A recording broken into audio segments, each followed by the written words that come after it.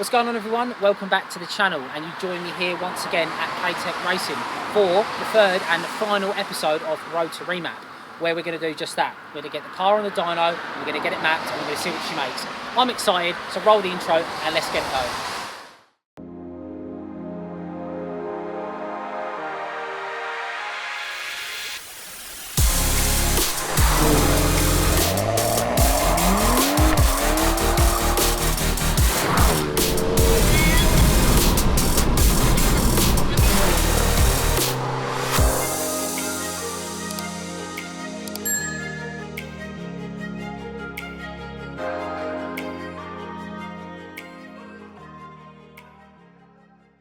So just while the guys are setting up, just want to quickly run through.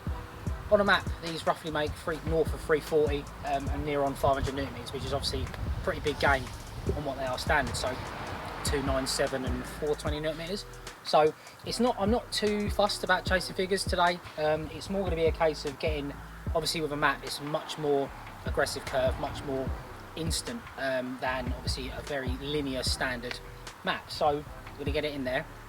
See what it pulls as completely standard. Also, Paul will be doing this. Paul RS Tuning does the remote remaps for K-tec Racing. So we interrupt our program to bring you this important message. Hello everyone. Sorry to interrupt your viewing pleasure, but it's me from the future, specifically for my editing phase of my video. Now, I realised going through the footage and the actual edit that I hadn't explained the whole remote tuning thing very well at all.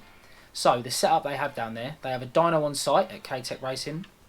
They'll take your logs of obviously the base run, send them over to Paul. Paul will make his tweaks and send over a first draft for the tune. We'll load it onto the car, make another pass, and just keep going backwards and forwards until the guys at K-tec are happy, and obviously Paul's happy with the changes he's made.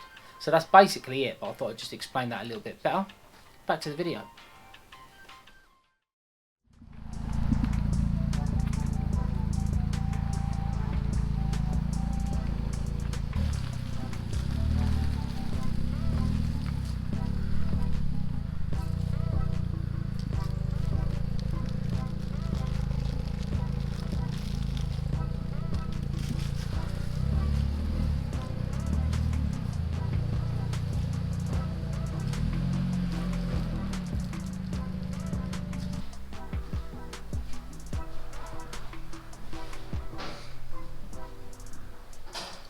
Absolutely filthy state of it.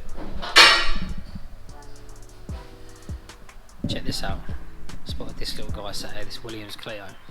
Legit Williams Clio, but hold on a minute. Nice 182 trophy. OG. It's clean. Oh, look at them Recaros. Sick. Another trophy down there.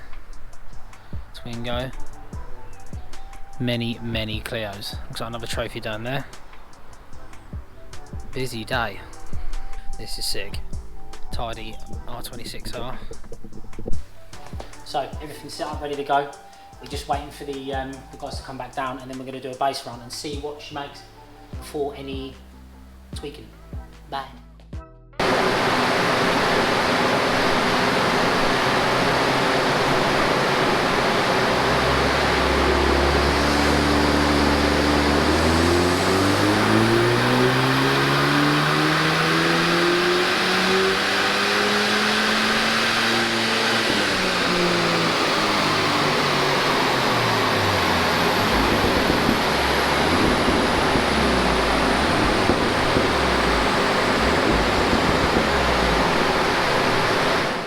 Right, so finished with the pre-runs in there. The car made 290 horsepower and 330 foot-pounds of torque pre-map, which is really good, which I'm happy with actually, to be fair. So that's like 7 horsepower off what it come out of the factory with, and there's so many variants that I can't be asked going with. If you know dynos and you know remaps, you know what I'm talking about.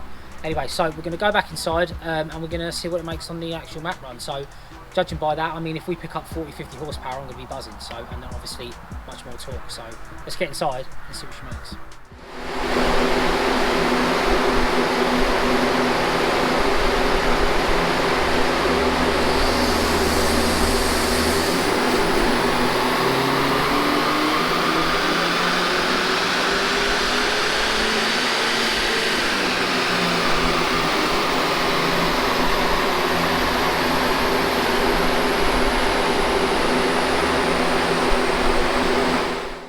update number 2.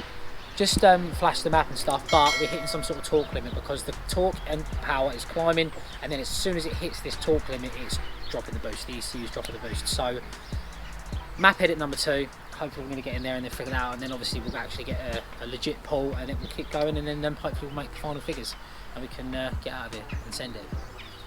Right, so here's the graph. Made 298 obviously, so it started making power. Power started climbing. Torque started climbing, hit this wall, and then just dropped the boost from here. So the power curve dropped off, whereas it would have kept climbing, and then obviously the torque dropped off really early at, like, I don't know, whatever RPM that is, there's no thing there. So still making good torque and power, but obviously this needs to be edited so that these two can keep climbing and make 763.4.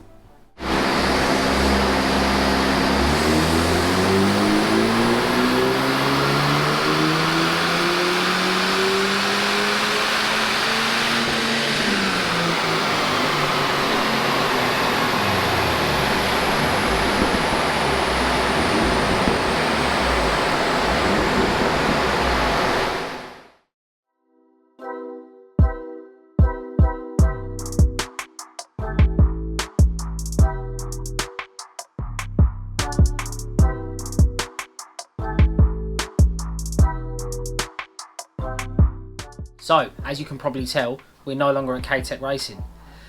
As a lot of you guys know, obviously the early nights are rolling in now and stuff, so by the time we'd actually finished, the guys had been working on the car all day, and by the time we'd finished it was actually pitch black, and we had a 3.5 hour drive home.